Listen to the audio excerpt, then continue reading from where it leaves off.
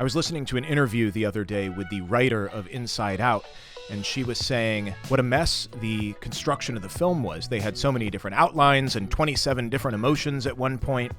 Another writer came into the room that they were working after years of them trying to put this story together, looks over all the documents and says, "My God, I think you're making a disaster film." And it just clicked with her. Oh yeah, we are. So let's break down how Inside Out follows the same structure and tropes of a disaster film. One of the structural setups for a disaster film is that something huge and horrible is about to happen to the protagonist. In Inside Out, the big insight is that Riley, the main character girl, is not the protagonist. She is the thing that something horrible is about to happen to. The protagonist is joy, the emotion. Riley is more like the Titanic, or the Towering Inferno, or America and the world in Independence Day. Joy is the protagonist of Inside Out. The next bit of structure in a disaster film is the build-up to the inevitable disaster. Danger is looming, but it hasn't happened yet. In the case of Inside Out, the family has moved, and there are a bunch of horrible things that Riley is going through, including making new friends, the broccoli on the pizza, all that stuff. In a classic disaster film like Independence Day, the alien ships hover over around minute 15 of the film, but they don't actually attack until minute 50. We've also got the contrarian, the character who believes that doom is imminent and nobody's listening to.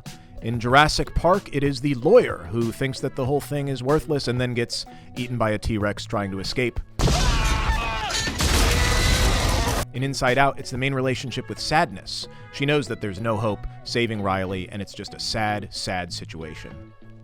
Another disaster trope is the large ensemble cast. This helps show the extent of the devastation that the disaster is about to wreak havoc upon. It also gives us different viewpoints from which to view the disaster. The example of Independence Day, my God, it's people all over the world being affected. And in Inside Out's case, it's the other feelings up in headquarters, as well as all the different workers throughout Riley's mind that are going to be hit by this. Hey, come back here! Forget it, Jake. It's Cloud Town. This next one's a doozy. Anyone can die in a disaster film. This really raises the stakes because a character that we know and love is going down. For Independence Day, it's the First Lady, the President's wife. Who knew she'd be the one to go? And in Inside Out, we've got the lovable imaginary friend Bing Bong. So sad.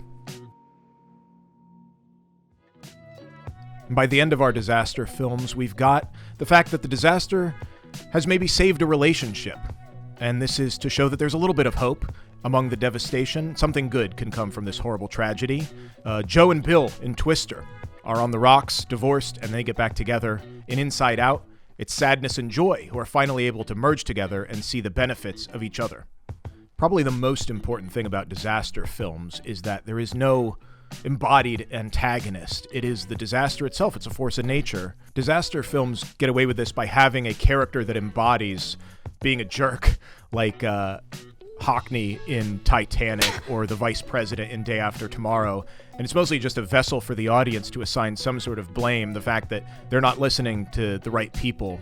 But they're not the cause of the underlying disaster. In the same way you could say anger at the end of Inside Out is causing Riley to self-destruct, but he's not the one who started the disaster in the first place. You could say it's Riley's parents that caused this disaster. Yes, they made her move, but they're not the one who removed her emotions from the controls and are crumbling her personality islands. But we have some insight into who the real villain is for Inside Out when we look at a very small scene at the dinner table with the parents, and we get a glimpse into their minds, and you see that the dad has anger at the controls mostly, and the mom has sadness. Well, that was a disaster. In the course of the film, though, anger is not expressed by the dad much at all, and the mom isn't ruled by sadness. We get a sense that they have already integrated their emotions. They have had their own disaster film as young adults, and they're able to synthesize and give their emotions nuance in a lot of parts. And so it's kind of beautiful that it is a disaster film because you look at Riley, and a disaster is inevitable. That's just a part of growing up, is crumbling and reorganizing your personality and understanding the many facets to emotional expression. That could have been a disaster.